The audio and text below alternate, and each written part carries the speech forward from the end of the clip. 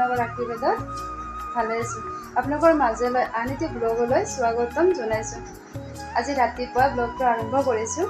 মানুহজন স্কুললৈ গ'ল, তেখেতক ৰাতিপুৱাৰ চাহ ৰুটি ভাজিৰে খুৱাই পঠাই দিলোঁ। এতিয়া ৰাতিপুৱাই কাম বনখিনি কৰি মই মোৰ ব্লগটো আৰম্ভ কৰিছোঁ। নিশ্চয় আপোনালোকে মৰম আৰু আশীৰ্বাদ দি যাব। ইমান গৰম দিছে, পানী খাব, যথেষ্টখিনি সকলোৱে পানী খাই থাকিব দেই, কিয়নো ইমান গৰম ডিহাইড্ৰেশ্যন থাকিব নালাগে। যথেষ্টখিনি গৰম হয় বৰ্তমান, আকৌ আগৰ নিচিনাই গৰম দিছে। মাজতেতো কিছুদিন বৰষুণ দিলে বাৰু, আকৌ বৰষুণৰ পৰা আকৌ ৰ'দ একদম যথেষ্ট দিছে আৰু দিনবোৰ যেন অতিবাহিত কৰা বহুত কষ্ট হয়, বহুতখিনি গৰম হয়। গতিকে আচল কথাটোলৈ আহোঁ। আজিৰ ব্লগটো অলপ বেলেগকৈ দিব বিচাৰিছোঁ। মই মোৰ সম্পূৰ্ণ পৰিচয় আপোনালোকৰ আগত দিয়া নাছিলোঁ, গতিকে আজি মই মোৰ সম্পূৰ্ণ পৰিচয়টো দিব বিচাৰিছোঁ। মোৰ নাম আপোনালোকে অলৰেডি গম পাইছে। মোৰ যিসকল ব্লগবোৰ চাই আছে সিহঁতে গম পাইছে মোৰ নামটো কি। মোৰ নামটো হৈছে বেবী আহমেদ। ঘৰ কামৰূপ ডিষ্ট্ৰিক্টৰ বক নামৰ ঠাইখনৰ পৰা অকণমান ভিতৰত যাব লাগে। গাঁওখনৰ নাম হৈছে 1 নং বামুণবুৰী। আৰু মোৰ ভাই ভনী, আমি 2জনী ভনী আৰু এজন ভাইটি। গতিকে আমি সৰ্বমুঠ 3 ভাই ভনী। মা আছে, আব্বা নাই। আব্বা আমাক এৰি যোৱা ভালে কেইবছৰে হ'ল। আব্বাৰ এবচেণ্টত আমি বৰ্তমান আছোঁ। আব্বাৰ আশীৰ্বাদত, আব্বাৰ দোৱাত আমি ভালে আছোঁ। সদায় আব্বা আমাৰ লগত আছে। আব্বাক আমি কেতিয়াও পাহৰিব পৰা নাই। আব্বাৰ কথা ক'লে মোৰ দিন আৰু ৰাতি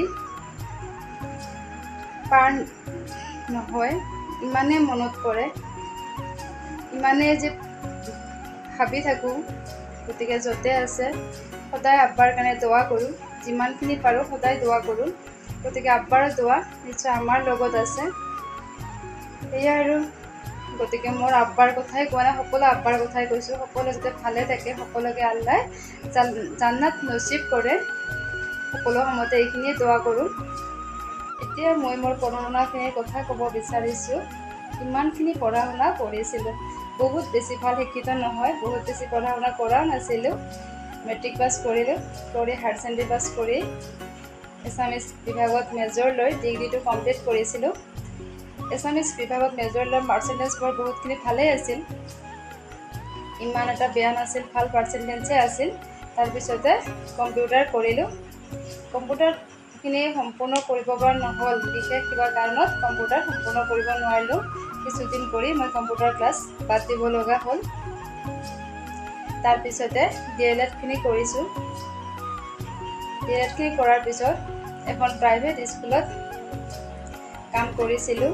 খুবেই এখন ভাল স্কুল আছিল, শিক্ষা দীক্ষাৰ ফালে খুবেই আগবঢ়া এখন স্কুল আছিল। আজিও স্কুলখনৰ কথা খুবেই মিছ কৰোঁ।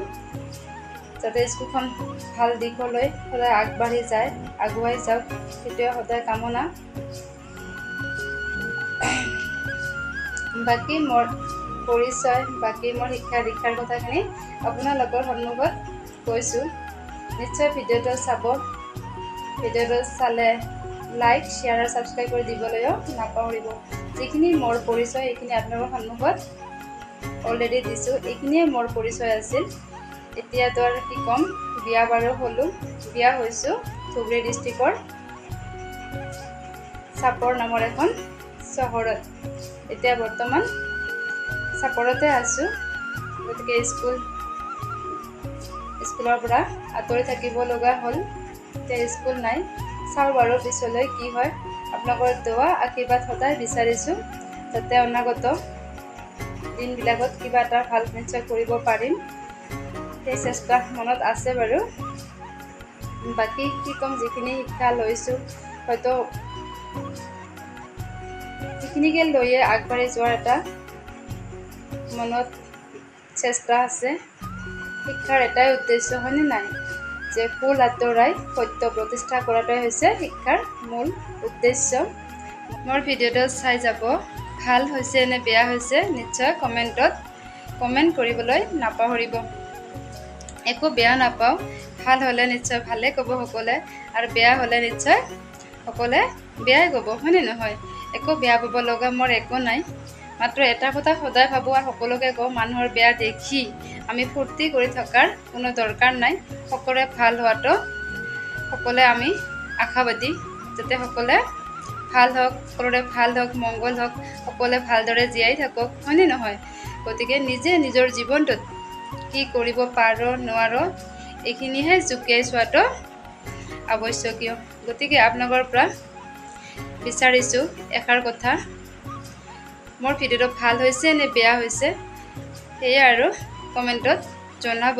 আৰু এষাৰ কথা হৈছে, মা দেউতাৰ বিষয়ে এষাৰি লিখিব। গতিকে আজিলৈ ইয়াতে সামৰিছোঁ।